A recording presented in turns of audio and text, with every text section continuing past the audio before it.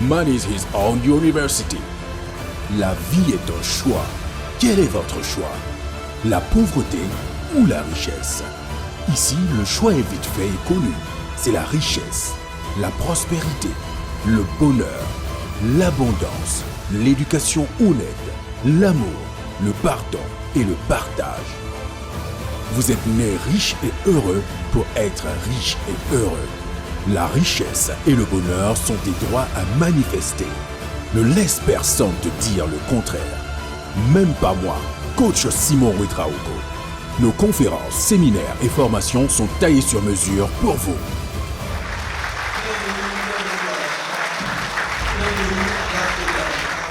Mesdames et messieurs, bonjour, bonjour à tout le monde. Merci pour votre présence remarquée et remarquable sur cette chaîne. Merci pour vos partages, merci pour vos commentaires, merci pour vos énergies positives. Thank you so much. I really love you. Donc, dans cette vidéo, je viens vous donner également et encore et pour toujours des informations capitales et substantielles pour vous et surtout pour votre descendance. Surtout, comme je vous le disais, que tu le veuilles ou pas, tu es un enseignant. Que tu enseignes ou pas, tu enseignes. Parce que dès lors que tu es vivant, tu enseignes. Mais même quand tu seras mort, ta tombe même enseigne. Parce que souvent, quand nous, on va dans les cimetières, il y a ces tombes-là, rapidement, on va s'asseoir là-bas. Mais il y a des tombes aussi, si tu t'assois là-bas, peut-être que tu vas rejoindre les gars en bas. Donc, même si tu meurs, tu continues de donner cours. Et à plus forte raison, quand tu es vivant. On n'a pas besoin de prendre la craie ou le micro pour aller dans des salles de conférence et dire que tu es un enseignant. Parce que quand tu es en circulation, tu passes comme ça, tu es en train de donner cours. C'est pourquoi tu influences de façon directe ou indirecte au moins 3 personnes. Il y a ta femme, tes enfants, tes voisins. Donc, si tu décides de vivre dans la médiocrité, ça veut dire que grâce à toi, ou du moins, excusez-moi, ce n'est pas le mot grâce à cause de toi, des gens seront médiocres. Si tu décides d'être content dans la pauvreté, parce que tu n'arrives même pas à payer ton loyer de 6500, tu es content. Bon, en tout cas, avec ça là, tu es en train d'éduquer des gens, tu es en train d'influencer des gens. Et tenez-vous bien que l'univers note tout ça. Dieu, ou du moins l'univers, il a son cahier, il note tout ce que tu fais. Et que les gens copient, lui il note seulement. Et tenez-vous bien, tu vas payer. Il y a des gens, les pauvretés ont occasionné au moins la pauvreté de 1000 personnes. Il y a des gens, les richesses a créé au moins la richesse de 10 000 personnes. Et ces deux-là, ils ont une récompense. Ils vont prendre.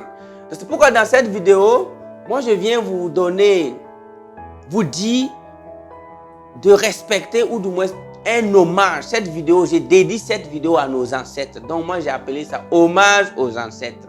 Hommage aux ancêtres parce que à Morée on a dit Wambe la Zunbe. Ça veut dire que sans le Néré, il n'aura pas de ce qu'on appelle Sumbala. Ok? Donc, sans le karité, il n'y aura pas de beurre de karité. En un mot, c'est parce qu'il y a eu l'arbre qu'il y a les fruits. Donc, hommage aux ancêtres. Et toi qui m'écoutes aujourd'hui dans cette vidéo, tu dois marquer une pause pour te poser des grandes questions.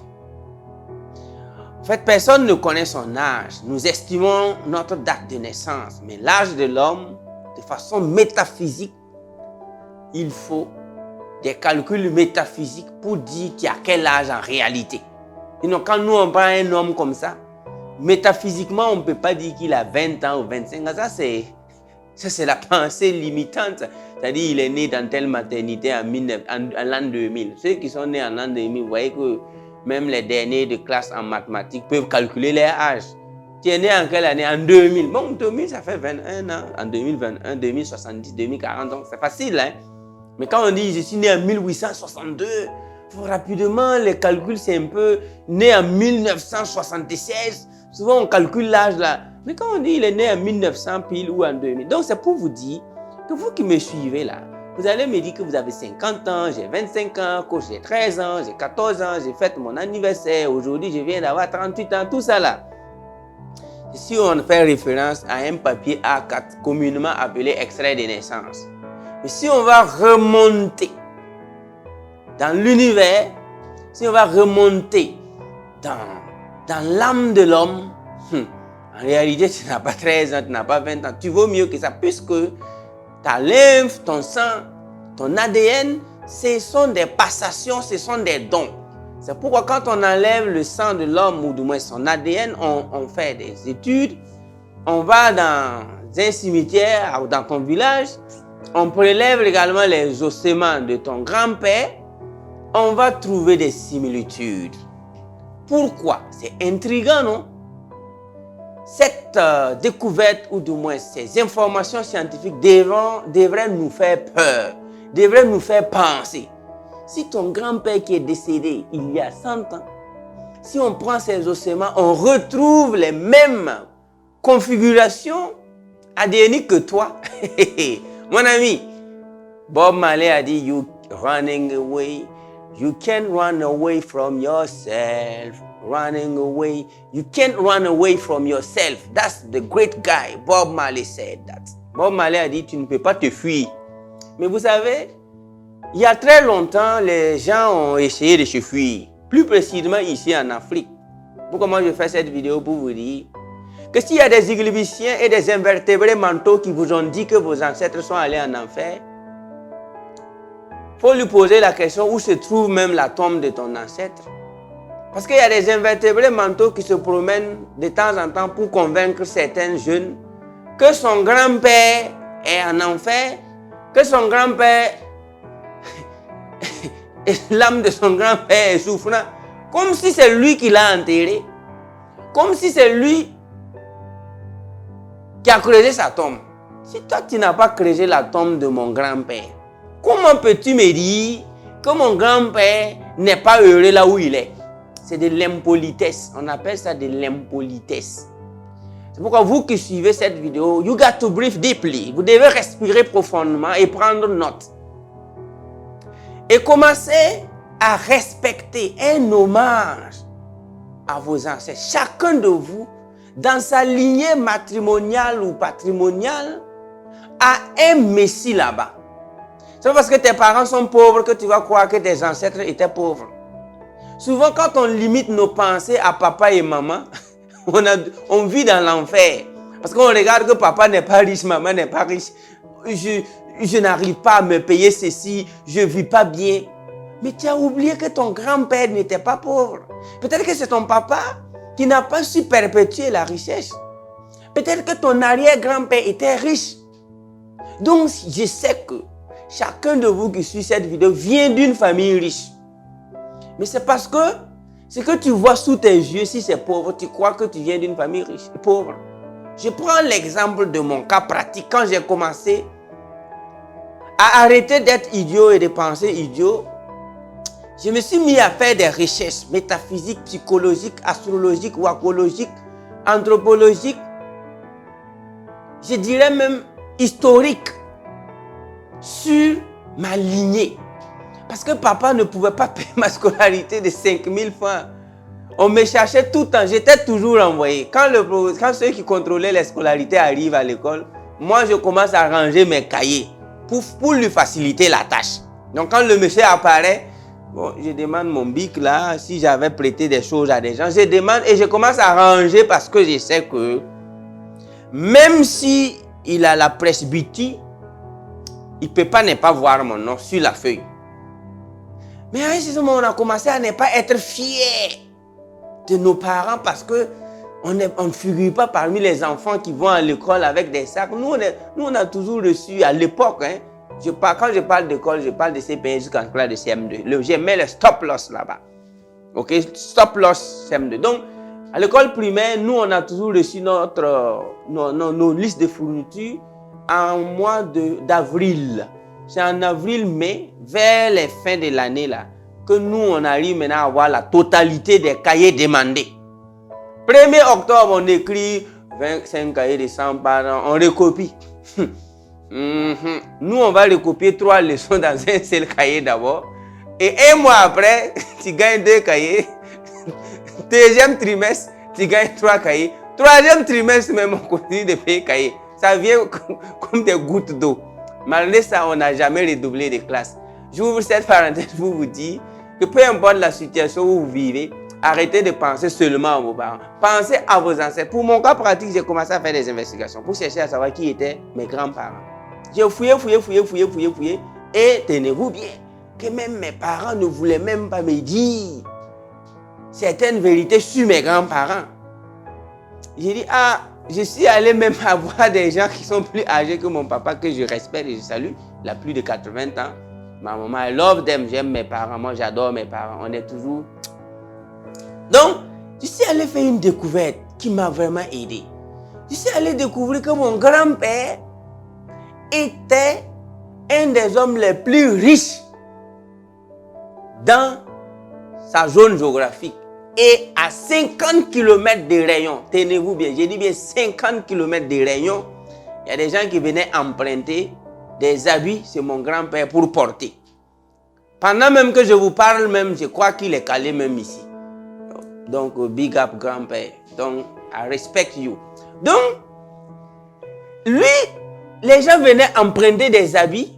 Mon grand-père payait des habits avec au minimum 6 bœufs. C'est une vieille qui, quand elle avait 8 ans, elle vivait dans la maison de mon grand-père, qui aujourd'hui est toujours vivante. Elle a près de 100 ans. C'est elle qui m'a tout raconté. Parce que je voulais savoir, j'ai rencontré cette vieille. Elle m'a raconté comment mon grand-père vivait, puisqu'il est décédé en 1960. Mon grand-père est décédé à l'âge de 150 ans en 1960. Donc, calculez donc l'âge de sa naissance et calculez donc comment moi-même je ne l'ai même pas senti. 1960, il est décédé à l'âge de 150 ans. Donc, faites vos calculs vous-même. Donc, cette bonne dame que je respecte m'a expliqué que les gens venaient faire une semaine chez mon grand-père pour emprunter, des rois venaient à chevaux, emprunter des habits de mon grand-père, porter pour des cérémonies et ils reviennent remettre. Mais comme il est décédé et certaines personnes n'ont pas pu perpétuer cette richesse, silence radio. Quand nous-mêmes on parle de grand-père, que votre grand-père, qu'il était un peu clair, c'est comme ça que les parents nous disaient. Bon, qu'il était un peu clair et puis bon.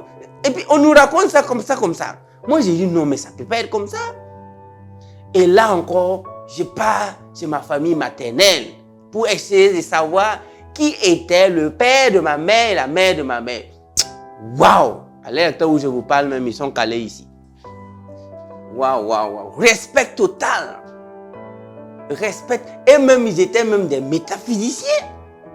Des gars qui gardaient l'espace. Des gnognossés de haut niveau. Quand j'ai écouté leur histoire, j'ai dit waouh. Des guérisseurs d'ailleurs. Des gardiens de l'espace. J'ai dit bien de l'espace. C'est-à-dire, ils gardent le temps même, l'espace comme ça, le territoire même, ils gardent ça. Donc, vous qui m'écoutez, toi qui m'écoutes, est-ce que tu sais que dans ta lignée là, est-ce que tu savais qu'il y a quelqu'un qui était hyper puissant? Peut-être que toi-même qui me regardes ici, peut-être que ton grand-père même avait la téléportation. J'ai échangé avec des gens dont les grands-parents se téléportaient. Ça veut dire s'il a envie d'aller en Côte d'Ivoire ou au Bénin, il donne rendez-vous et puis le gars est calé là-bas. Ça, c'est la wakologie wakonienne, africaine, égyptologique, antique, africaine. Ça y est ici.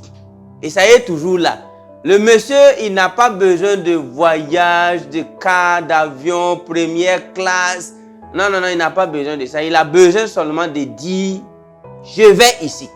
Attendez-moi là-bas. Et le gars, il est là-bas. Il y a des gens, les grands-parents faisaient ça comme de l'eau à boire, en riant.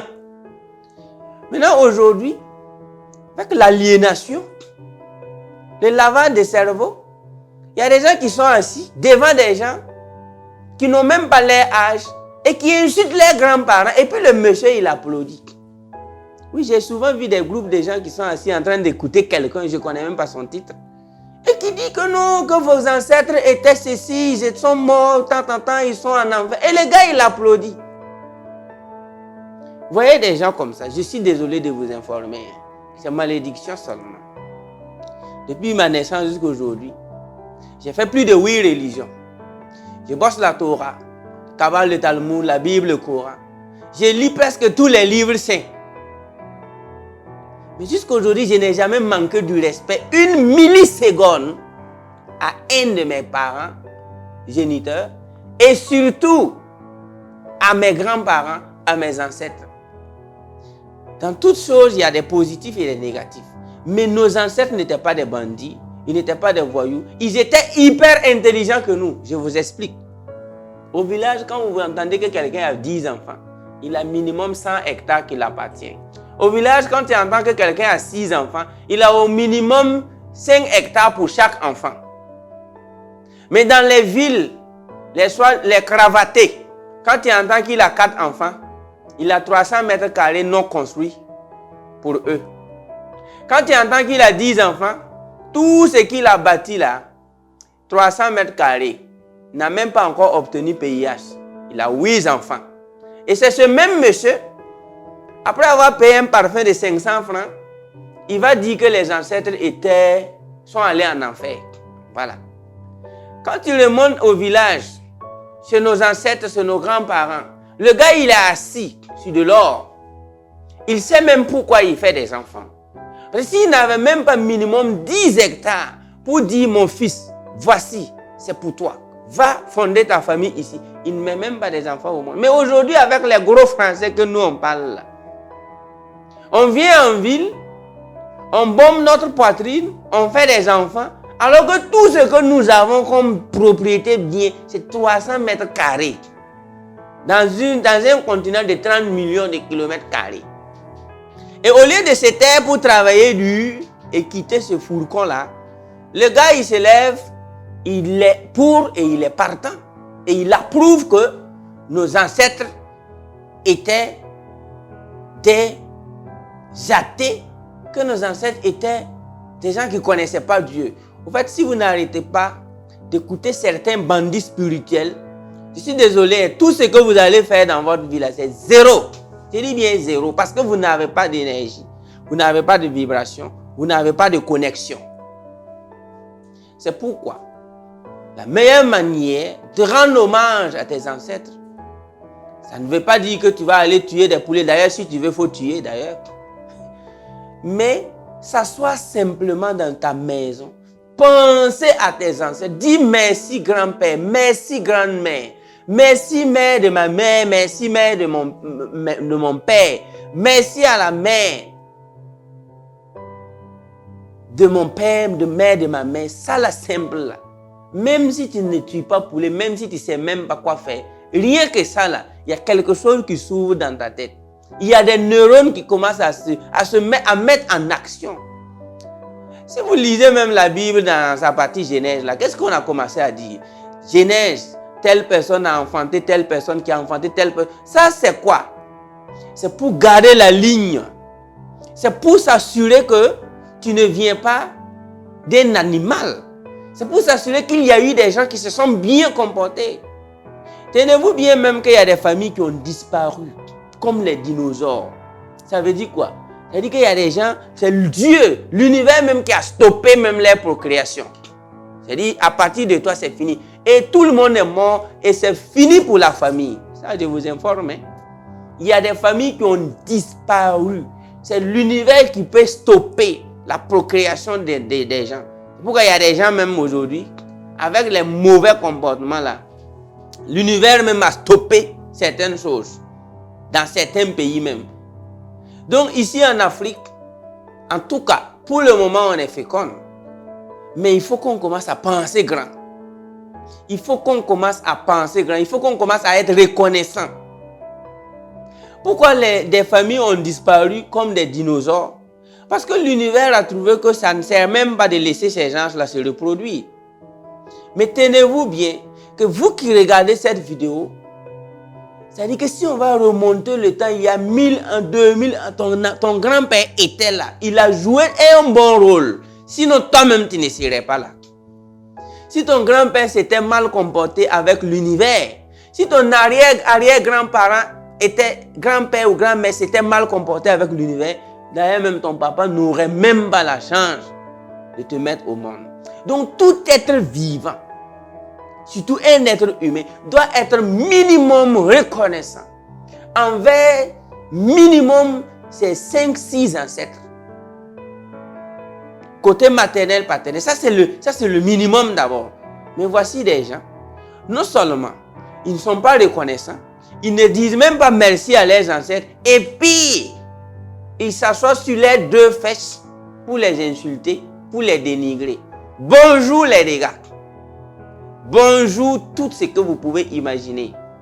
La charge négative que vous attirez dans votre vie en osant participer à un débat de critique des ancêtres.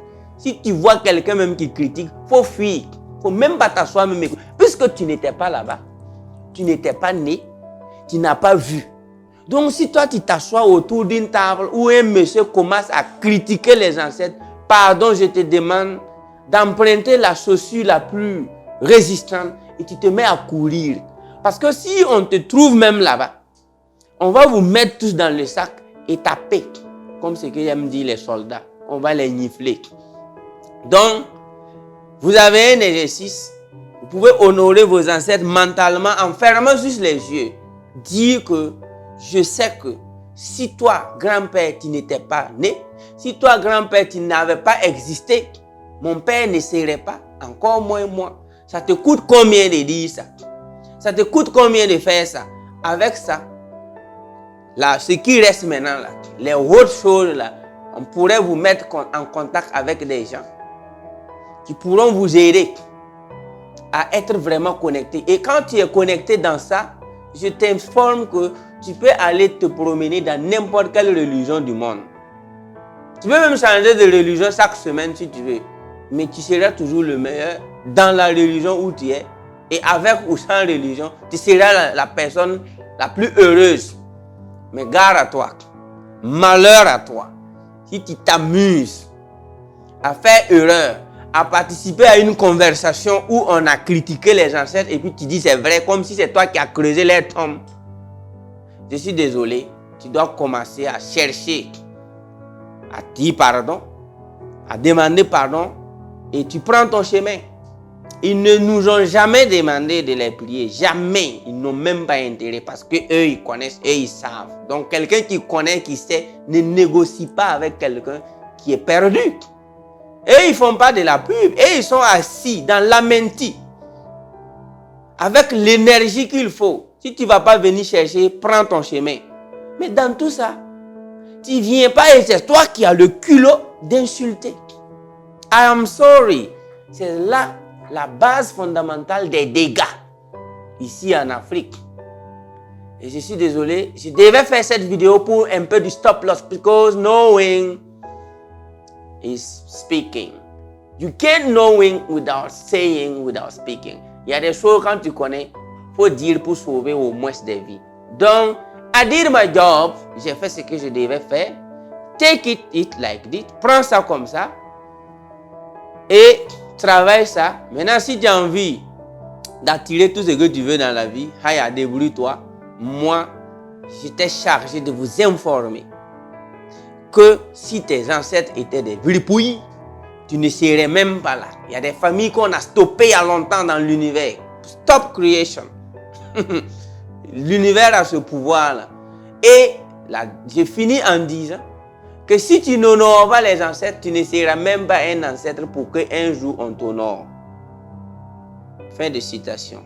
Si tu n'honores pas les ancêtres, toi-même tu ne seras même pas un ancêtre pour qu'on t'honore. Si tu ne respectes pas tes parents, tu ne seras même pas un parent. À plus forte raison, c'est toi qu'on respecte. Si tu ne respectes pas les personnes éminentes, tu ne seras même pas une personne éminente. Et à plus forte raison, c'est toi qu'on respecte. Honore les ancêtres et tu seras honoré. I really, really love you. Africa is the future. Thank you so much.